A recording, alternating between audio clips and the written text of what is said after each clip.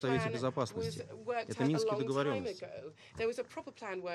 Не секрет, что при желании так называемый конфликт на востоке Украины в Вашингтоне могли бы решить за 10 минут, просто дав правильную команду своим киевским подопечным. И вот теперь, ближе к намеченным на март выборам, обанкротившейся майданной команде очень нужно серьезное обострение обстановки, а в идеале вообще война. Без этого надежды остаться у власти у них нет. Нужна очередная порция антироссийского дурмана, чтобы нищающие вот уже 5 лет люди вновь поверили, что все беды у них не из-за правителей и их западных кукловодов, а из-за России. В отличие от вас, мы в России не боимся называть вещи своими именами. Не опускаем стыдливо глаза, как это делают, например, наши польские коллеги, наблюдая за тем, как в соседнем государстве прославляют тех, кто в годы Второй мировой войны самым жестоким образом уничтожил сотни тысяч поляков, евреев и русских. Сегодня ваши украинские подопечные ежедневно дискредитируют те самые универсальные ценности, которые вы так громогласно продвигаете, и в которые мы в России, кстати сказать, верим. И внедряем и развиваем их сами, без чьих-либо указов и окликов. Что касается государственных границ России, то за них можете не переживать. Наша страна никогда не наносила первый удар, но умеет постоять за себя. Население Крыма, как и других регионов России, находится под надежной защитой. Мы знаем, что делегации, инициировавшие голосование, ждут следующего заседания, чтобы высказаться. И мы знаем, что они повторят известную мантру о так называемой агрессии, аннексии, оккупации. Но мы также знаем, о чем они умолчат, о том, что режиму в Киеве не нужен мир. Он не стремится создать для своего народа достойную жизнь, не заинтересован в диалоге с собственным народом на Востоке, не заинтересован в так называемых европейских ценностях, о которых постоянно твердит. Единственный интерес киевских политиков — сохранение собственной власти и оправдание своих провалов действиями агрессивной России. А западные же спонсоры этого режима заинтересованы лишь в сохранении доминирования через подрыв добрососедских отношений между братскими народами Европы, Азии, Африки и остальных регионов мира. По древнеримскому принципу «разделяй и властвуй». Вместо того, чтобы повторять прошлое, надо учиться на его ошибках и строить новый мир, основанный на многосторонности, взаимном уважении и неделимой безопасности. Призываем всех делать это вместе с нами. Благодарю за внимание.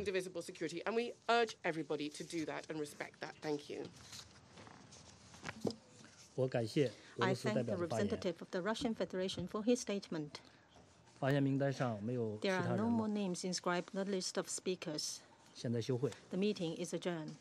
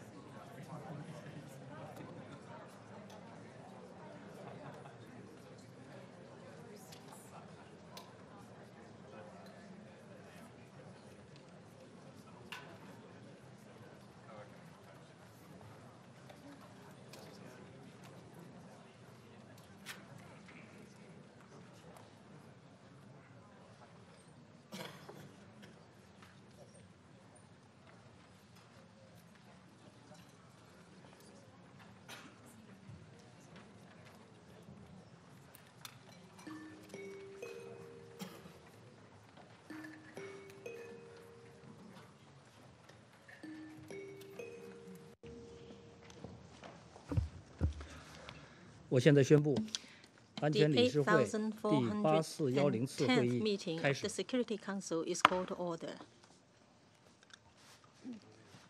本次会议 The 的 provisional 临时 agenda 议 for 程 this 是 meeting is 2014 letter 年 dated 2月 28 28日 February 乌克兰 2014常驻 from 联 the 合国代 permanent 表 representative of 给 Ukraine 安 to 理 the United 给安 Nations, 全理事会主席的 addressed to 信 the President of the Security S Council S/2014/136. 斜线2014斜线136，议程通过。 The agenda is adopted. 根据 In 议事规 accordance with 则 Rule 按照安全理事会暂行议事规 In 则第 accordance with 37 Rule 条， 37 of the Council's 我邀 Provisional 请 Rules of Procedure, 乌 I 克兰代 invite the 表 representative 参 of 加本次会 Ukraine to 议， participate in this meeting. 就这样决定。 It is so decided.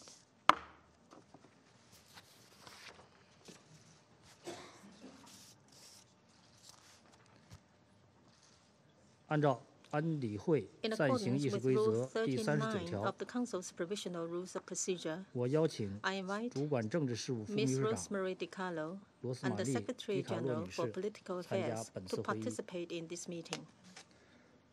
就这样决定。 It is so decided. 安全理事会 The Security 现在 Council 开始审议 will now 议程 begin 项 its 目2。 consideration of Item 2 of the agenda. 我现在请 I now 罗斯玛丽 give 迪 the 卡洛 floor to 女士 Ms. 发言。 Rosemary DiCarlo. Thank you, Mr. President. Less than a month ago, when I last briefed the Security Council on the situation in Ukraine, I brought to the Council's attention the reports of increased tensions in the Sea of Azov and underlined the need to avoid any risk of escalation, provocation, or miscalculation. Regrettably, a serious security incident took place near Crimea, close to the Sea of Azov, only yesterday. I wish to underline that the United Nations currently cannot independently verify the circumstances surrounding the incident. However, reports indicate on 25 November an incident involving 3 Ukrainian vessels and at least 1 Russian vessel took place near the Kerch Strait when the former attempted to enter the Sea of Azov. A number of Ukrainian sailors, though the exact number remains unclear, were reportedly injured in the event. Ukraine claims that it had previously notified the Russian Federation of its intent to sail these vessels to the Ukrainian port of Mariupol in the Sea of Azov, which requires entry through the narrow Kerch Strait. The Russian Federation, meanwhile, claims that Ukraine has provoked the incident and that Russia acted in accordance with international law. According to media reports, the Ukrainian ships and their personnel are currently being held by the Russian authorities. Ukraine's National Security and Defense Council has since recommended the declaration of martial law. We understand that the decision remains subject to ratification by the Verkhovna Rada, which is meeting today. Mr. President, the waters of the Sea of Azov were claimed as being historically internal waters of both Ukraine and the Russian Federation, where vessels of the two countries have enjoyed freedom of navigation. However, tensions have risen in and around these waters since the annexation of Crimea in 2014, which has been the subject of several General Assembly resolutions. In September 2016, arbitral proceedings under the United Nations Convention on the Law of the Sea were instituted by Ukraine against the Russian Federation with regard to a, and I quote, dispute concerning coastal states' rights in the Black Sea, Sea of Azov, and Kerch Strait, end quote. The Russian Federation argues that the Sea of Azov and the Kerch Strait are not subject to the UNCLOS Arbitral Tribunal. Mr. President, the United Nations is deeply concerned about this escalation of tensions, which is taking place in the broader context of the conflict in eastern Ukraine and the annexation of Crimea. In our last briefing to the Council, we urged all parties to avoid any unilateral steps that could deepen the divide or depart from the spirit and letter of the Minsk agreements. In that context, I wish to reiterate that the UN fully supports the lead role of the Normandy 4, the Trilateral Contact Group, the OSCE, and other key actors to find a peaceful settlement. I also wish to reiterate our call for renewed and constructive action by all concerned to overcome the apparent impasse in diplomatic negotiations. The UN underlines the need to fully respect the sovereignty and territorial integrity of Ukraine within its internationally recognized borders in accordance with relevant General Assembly and Security Council resolutions. Regrettably, yesterday's incident only threatens to cause the situation in and around Ukraine to deteriorate further. We strongly urge both the Russian Federation and Ukraine to refrain from any ratcheting up of actions or rhetoric and remind both of the need to contain this incident so as to prevent a serious escalation that may have unforeseen consequences. At this juncture, the immediate de-escalation of tensions in the Sea of Azov and the Black Sea is required. It is critical that earnest attempts are made to find a peaceful settlement to the situation based on the diplomatic and legal means available and in accordance with the UN Charter. Thank you, Mr. President. I thank Ms. DiCarlo for her briefing. I now give the floor to those council members who wish to make statements. I give the floor to the representative of the United States. Thank you, Mr. President. This morning I spoke with President Trump and Secretary Pompeo, and my statement reflects the concerns at the highest level of the American government. For the past 4 years, the international community has spoken with a strong, clear, and largely united voice denouncing Russia's aggression against Ukraine. The United States, the European Union, and its member states, and many other countries have imposed sanctions against Russia for its unacceptable conduct in Crimea and eastern Ukraine. Sunday's outrageous violation of sovereign Ukrainian territory is part of a pattern of Russian behavior that includes the purported annexation of Crimea and abuses against countless Ukrainians in Crimea, as well as stoking conflict that has taken the lives of more than 10,000 people in eastern Ukraine. And it shows no sign of decreasing. What we witnessed this weekend is yet another reckless Russian escalation. Let's be clear about what is known. Ukrainian ships set sail from one Ukrainian port to another Ukrainian port. They attempted to do so by the only possible way to go, through the Kerch Strait. Both Russia and Ukraine used the strait routinely. But this time, Russia decided to prevent passage of the Ukrainian ships, rammed them, and then opened fire on them. This is no way for a law-abiding, civilized nation to act. Impeding Ukraine's lawful transit through the Kerch Strait is a violation under international law. It is an arrogant act that the international community must condemn and will never accept. In May, the United States condemned Russia's construction and opening of the Kerch Strait Bridge between Russia and occupied Crimea. In August, the United States condemned Russia's harassment of international shipping in the Sea of Azov and the Kerch Strait. The United States will continue to stand with the people of Ukraine against the Russian aggression. It is our expectation that our European partners will lead this effort through the Normandy 4 format, which we support. We call on Russia to respect its international obligations and not obstruct or harass Ukraine's transit in the Kerch Strait, and to de-escalate the tensions it has created. As President Trump said many times, the United States would welcome a normal relationship with Russia. But outlaw actions like this one continue to make that impossible. The United States will maintain its Crimea-related sanctions against Russia. Further Russian escalation of this kind will only make matters worse. It will further undermine Russia's standing in the world. It will further sour Russia's relations with the U.S. and many other countries. It will further increase tensions with Ukraine.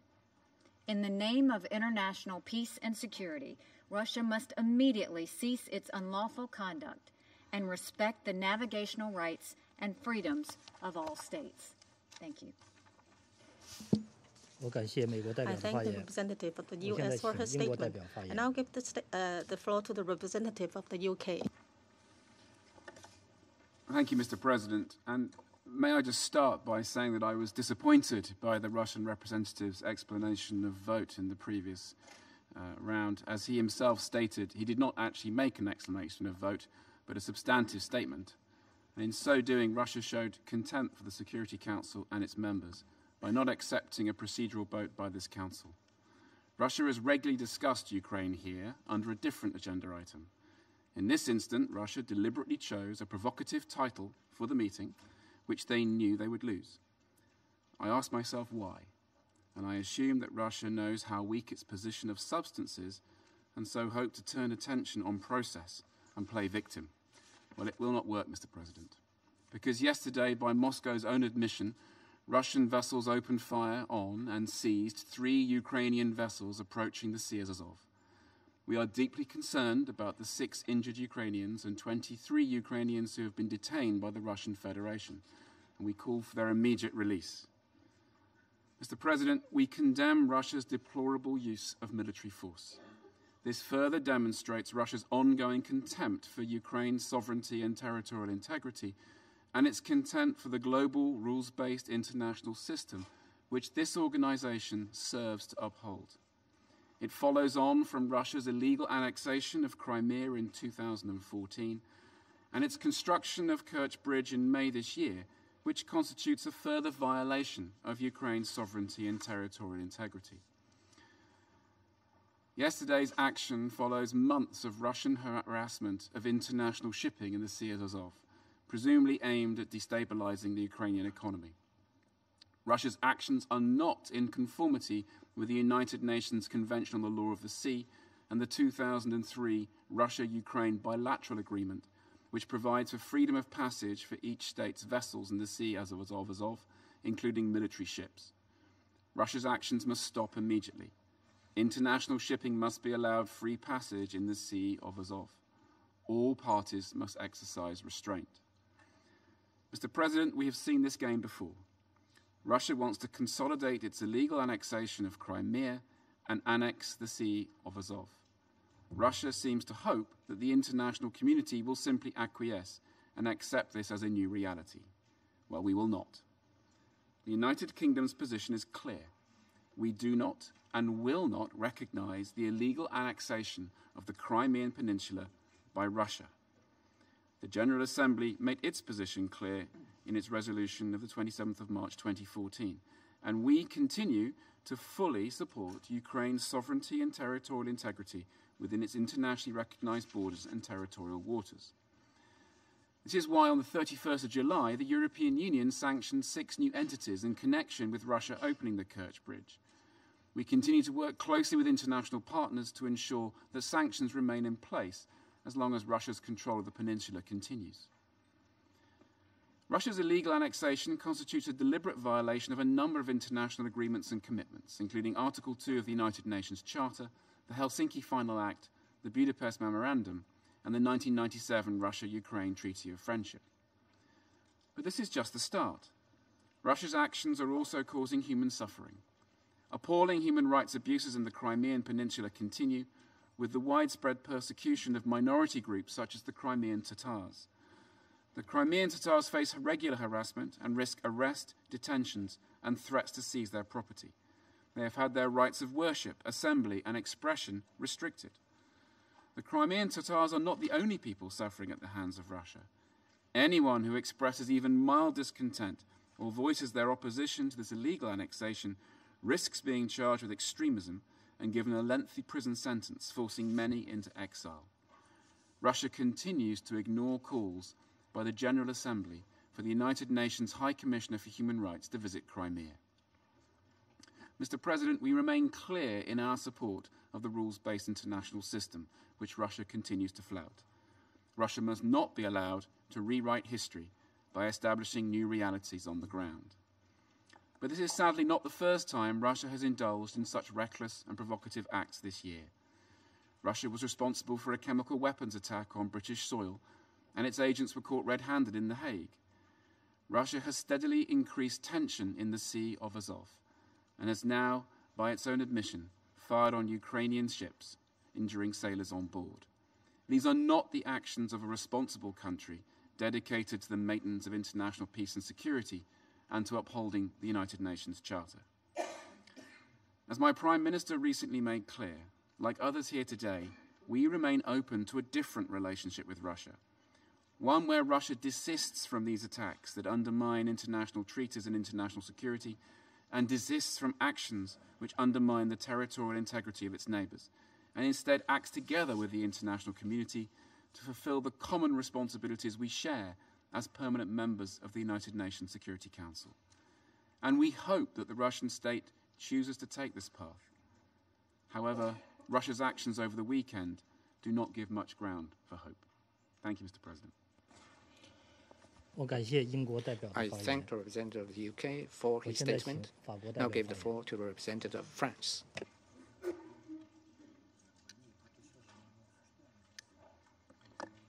Monsieur le Président, compte tenu de l'engagement des autorités françaises et allemandes dans la résolution de la crise en Ukraine dans le cadre du format Normandie, cette intervention est prononcée au nom de la France et de l'Allemagne. Monsieur le Président, les incidents maritimes survenus hier sont graves et suscitent notre profonde préoccupation. Comme nous venons de l'entendre, le détroit de Kerch, la mer Noire et la mer d'Azov ont été hier le théâtre de violentes manœuvres qui ont accru considérablement les tensions et le risque d'escalade, soulignant l'instabilité de cette région. Les forces russes ont déclaré avoir percuté et arraisonné en faisant usage de la force 3 navires de guerre ukrainiens qui entreprenaient de franchir cette voie maritime. 6 marins ukrainiens ont été blessés. Rien, à notre connaissance, ne justifie cet usage de la force. Comme l'ont indiqué ce matin les autorités, ainsi que les représentants permanents des membres européens de ce Conseil en déplacement à Pékin, nous exprimons notre vive préoccupation au regard des agissements des dernières 24 heures et appelons les parties à la plus grande retenue.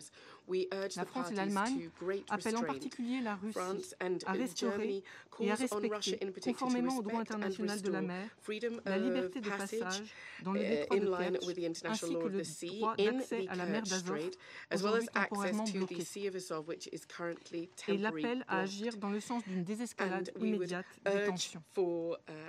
Nous demandons également à la Russie de libérer dans les plus brefs délais les marins ukrainiens retenus et de restituer les navires saisis.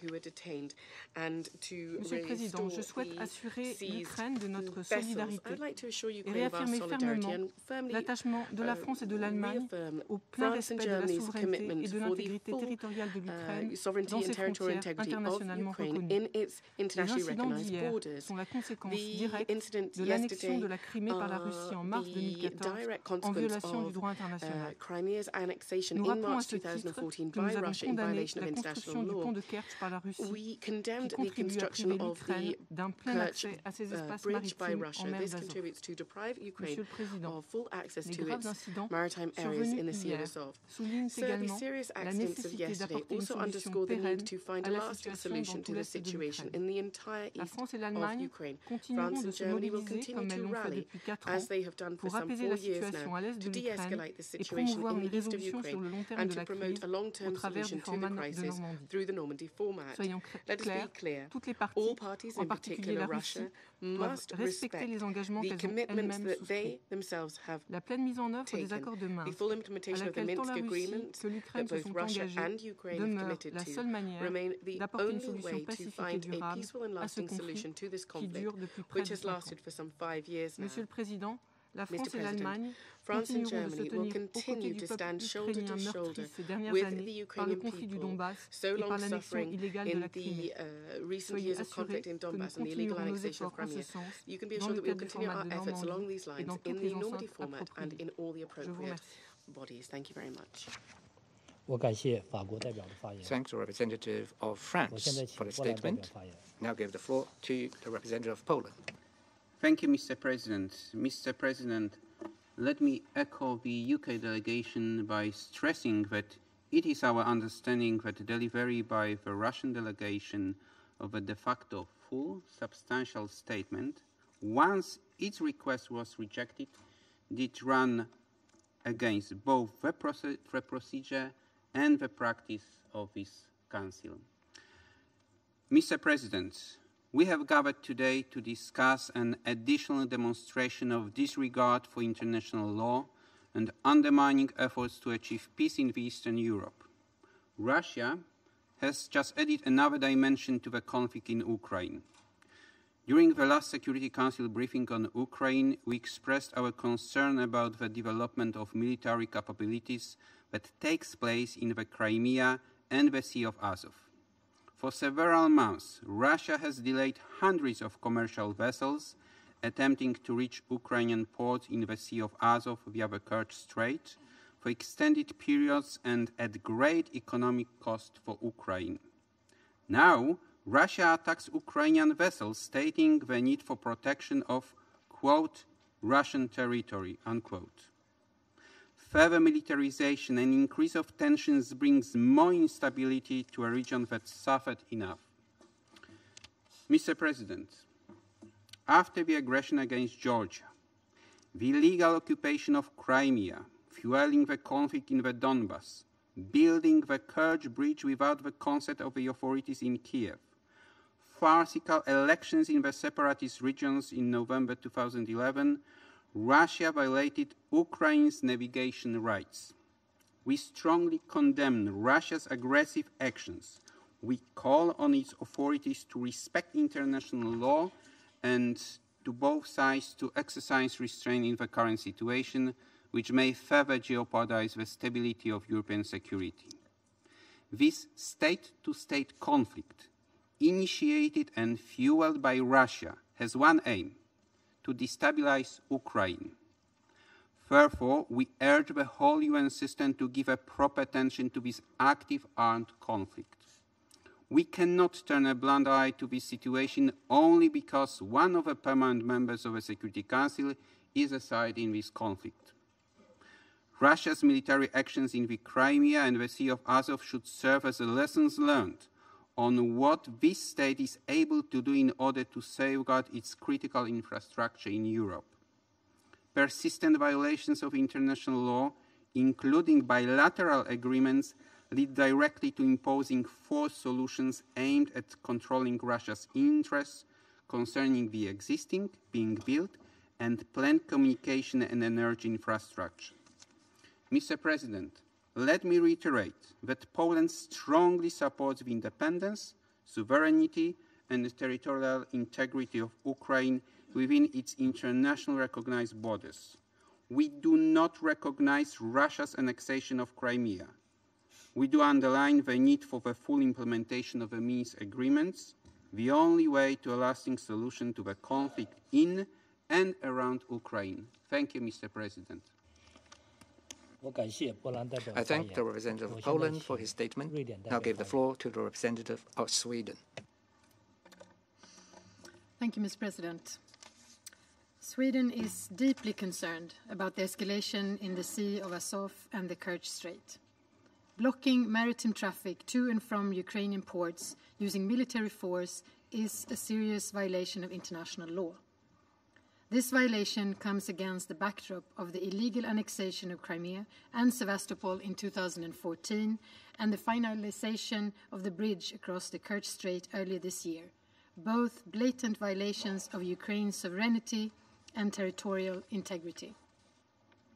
We fully support the Ukrainian request for a council meeting in light of the latest developments. Any other country would have done the same and would have expected the issue to be handled as the threat to international peace and security that it constitutes. Russia's unwarranted and disproportionate checks of ships passing through the strait has been ongoing for months already. We regret that Russia has ignored the calls from Ukraine and the international community to abide by international law and allow free passage through the Kerch Strait, and instead has opted to escalate the situation further. In a situation which is already tense, this behavior is deeply irresponsible.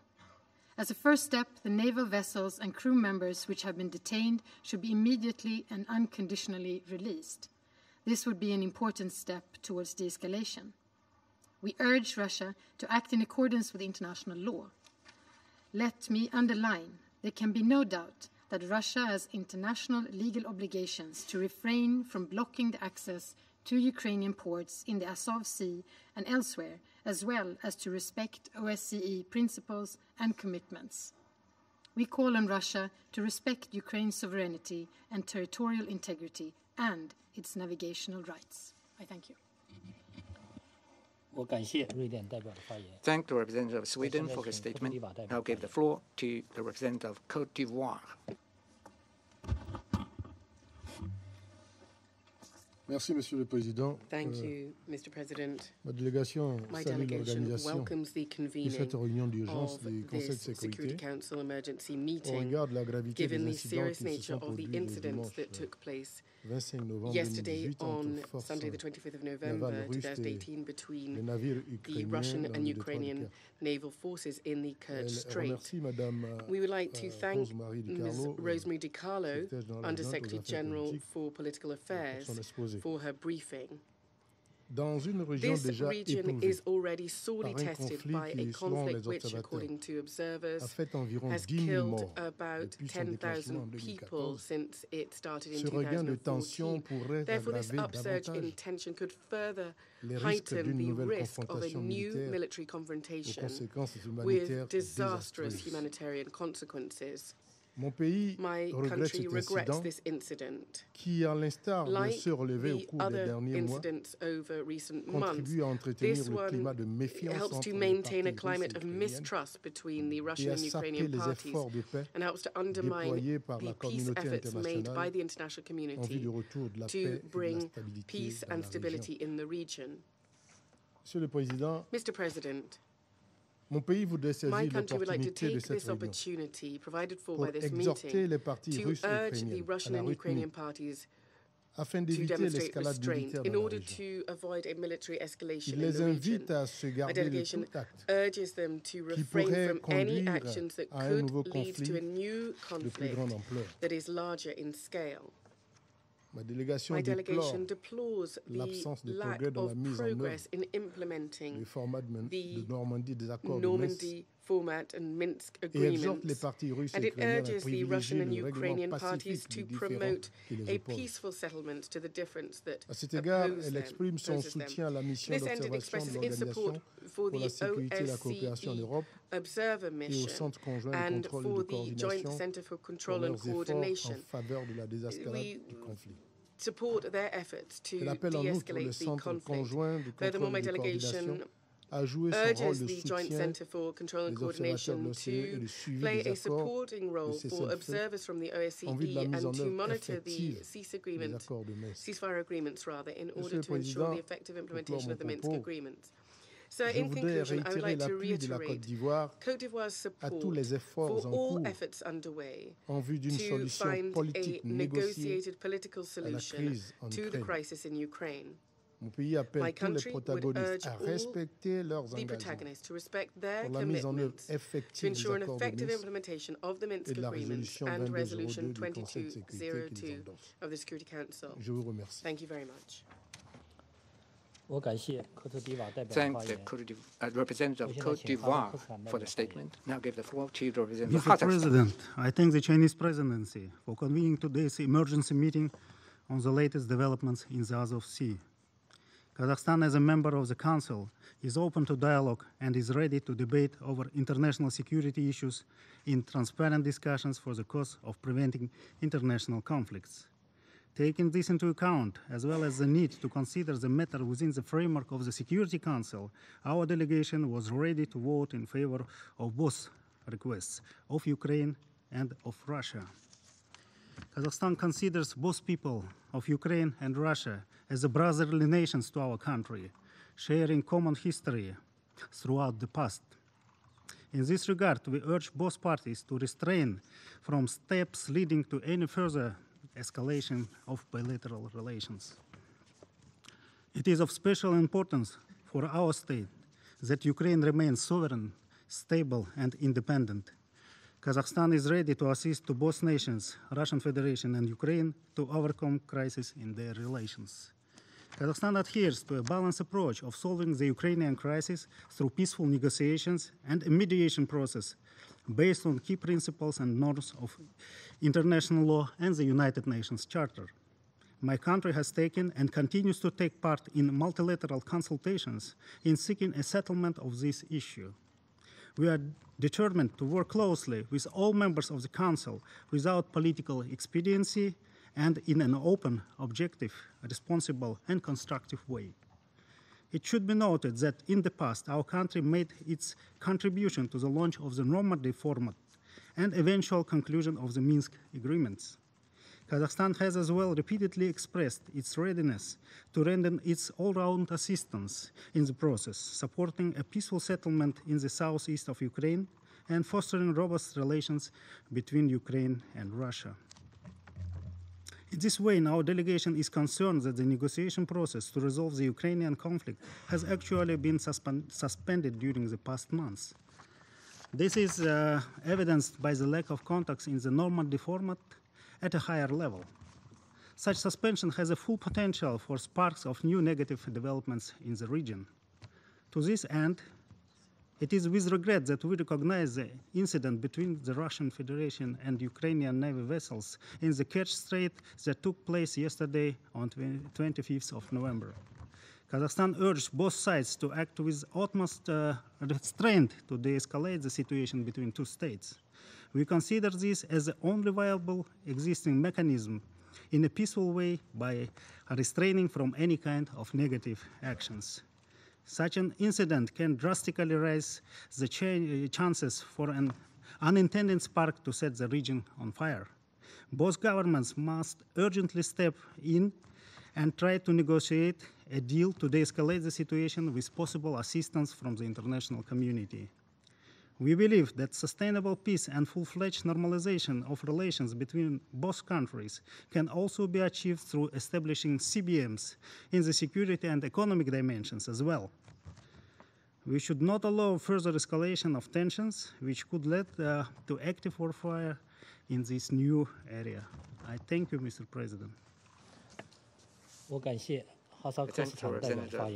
Thank the representative of Kazakhstan. Now give the floor to the representative of plurinational state of Bolivia. Agradecemos la información proporcionada por Thank you, la señora President. We're Secretaria grateful General to Adjunta Ms. Rosemary Di Carlo Carlo, US Chief of Political y Affairs, for her expresamos nuestra briefing, preocupación and we por would los like to eventos express our suscitados el día de concern ayer about en the el Mar de events that Azov. unfolded yesterday in Reiteramos que la vía the militar Azov desde Sea. ningún punto de We vista es la reiterate that solución the a military alguna option controversia. cannot from any standpoint En be ese viewed as a entendido, solution to any llamamos a las dispute. partes a We generar therefore las call condiciones on the parties adecuadas to build para the evitar suitable el conditions escalamiento to de avoid tensiones, an escalation in abstenerse tensions, de to realizar refrain from acciones que any fomenten action la which could violencia, stoke a violence, cumplir los to uphold principios y the purposes propósitos and consagrados en la principles Carta de las enshrined in the Naciones United Unidas Nations Charter, y a respetar el derecho and to internacional respect y el derecho international law and international internacional maritime law, incluida la Convención de including las the Naciones United Unidas Nations sobre el derecho al Convention mar. on the Law of the Sea.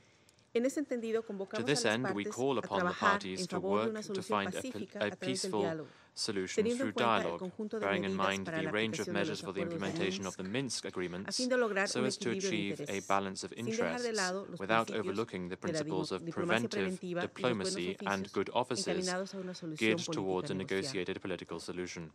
Asimismo, hacemos hincapié que We tanto la stress comunidad that both the internacional international como este community and Consejo this Council deben hacer todos must los undertake esfuerzos all the necesarios necessary para el efforts mantenimiento de to la ensure paz the y la upholding of seguridad international peace and internacionales, security. que a largo plazo In será the long term, this beneficiosa will be para la beneficial región, for the region, siendo given that it is primordialmente the las parties partes themselves quienes resuelvan sus who diferencias. must overcome their Por differences. último, Finally, convocamos a los we líderes call de on the ambas leaders partes of a both superar parties las to divisiones del overcome the pasado, divisions of the past, anteponiendo la to paz en beneficio de prioritize sus peace pueblos, for the benefit e of their instamos a la peoples, comunidad and we internacional a urge the prestar international atención community to a las focus on preocupaciones the de todas las concerns of partes all con un parties enfoque with a neutral y neutral and equitativo equitable en pos de una approach estabilidad to achieve duradera. lasting stability. Muchas gracias, señor Thank you very much.